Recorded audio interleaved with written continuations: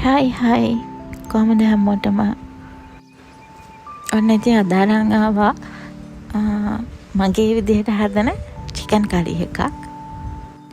කරි එකක් කිව්වේ මම ගොඩක් විදිහවලට චිකන් වෙනවා චිකන් මගේ ගෙදර නිතරම හැදෙන කෑමක් ඒක නිසා එකම විදිහට හදන්නයි කන්නයි දෙකම එපා වෙනවනේ නේද ඒ නිසා මම එක විදි try කරනවා චිකන් හදන්න තෙල් ටිකක් රත් වෙන තියලා ඒකට ඉඟුරු සුදු ලුණු දාලා තමයි මේ බැද ගන්න හදන්නේ. ඒ බැදගෙන ඒකට තමයි දාන්නේ කරපිංචා, රම්පේ, තක්කලි, බීලුණු. ඒ දාලා මම ගොඩාක් රන්වන් පාට වෙන්න නම් බදින්නේ නැහැ.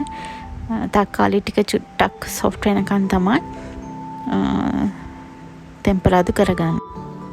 ඉතින් ඔහොම ටිකක් ටෙම්පරාදු කරගෙන ඒකටම තමයි මම දාන්නේ කරාබු නැටි කුරුඳු පුතු ඒකත් ඔය වගේම චුට්ටක් බැදෙන්න තියෙනවා ඒ තියලා ඒකටම තමයි මම දාන්නේ රතු මිරිස් කුඩු ටිකක් අමු මිරිස් මන් දාන්නේ ඒක බැද ගන්නවා මෙහෙම ටිකක් 3-5 නම් බැදපු 3-5මයි දාන්නේ මිරිස් ටිකත් ඔහොම බැදගෙන චුට්ටක් කහ ගම්බිරිස් බෙදපු 3-5 ඊට පස්සේ එකතු කරනවා ඒකටම තමයි සෝදගත්ත පිරිසිදු කරගත්ත චිකන් ටික එකතු කරන්නේ අවශ්‍ය ප්‍රමාණයට ලුණුත් එක්ක වතුරත් ටිකක් දානවා මම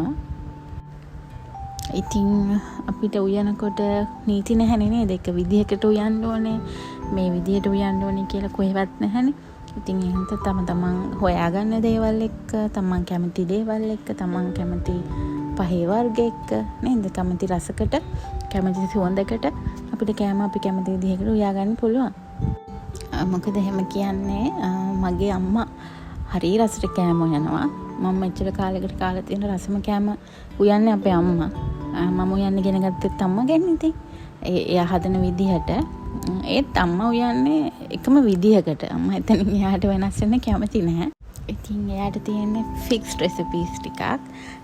ඒ විදිහටම තමයි එයා හදන්නේ. දැන් ඉතින් මම ආසයි එක විදිහට එයාගෙම ඉගෙනගෙන තියෙන්නේ මම. ඉතින් මම ආසයි මං එක විදිහට හදන දේවල් එයාට කන්න දෙන්න. අපි හැමෝගෙම රස විවිධාකාරයි කැමැත්ත විවිධාකාරයි නේද? ඉතින් එහෙම එකේ උයනවා කියන එක ලොකු වැඩක්. ගෙදර හැමෝටම රස හිතන විදිහට, රස දැනෙන විදිහට, රස තේරෙන විදිහට උයන එක චුට්ටක් අමාරුයි.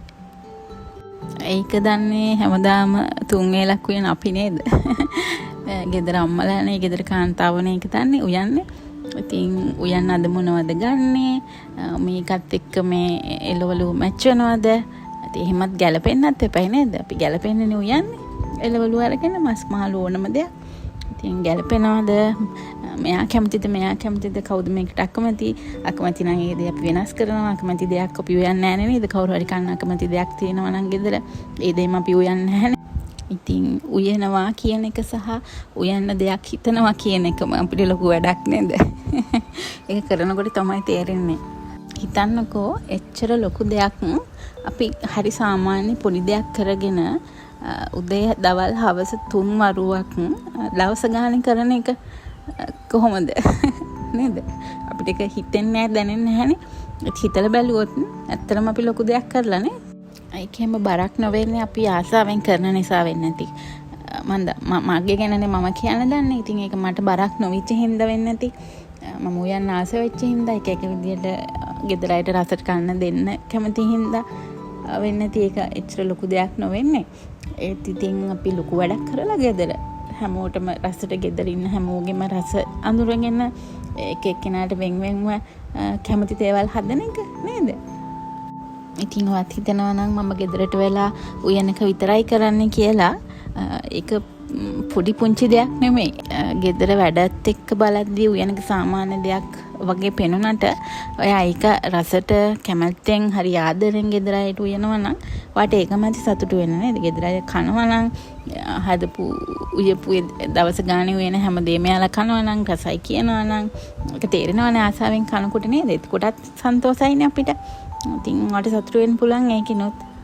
එතකොට ඒකෙම තේරෙනවනේ සන්තෝෂ වෙන්න අපිට ලොකු ලොකු දේවල් ඕනේ නැහැ කියලා නේද? අපි එදිනෙදා දවසේ කරන දේ අපි හරියට කරනවා නම් ඒකත් අපිට සතුටක් නේද? තමන් සතුට වෙනවනේ ආද මම මේක කරා මේක හරියට කරා කියලා තමන් ගැන සතුට වෙන්න පුළුවන් නේද? කතාවෙන් කතාව ඔන්න චිකන් ටික උයලත් ඉවර වුණා. මෙන්න මෙහෙම තමයි මගේ චිකන් හදන එක විදිහක්. මම ඔයාලත් එක්ක තව චිකන් හදන විදිහ ෂෙයා කරගන්නම් ඉස්සරහට වීඩියෝ වලින්. ඉතින් එහෙනම් අදට නවතින්නම්.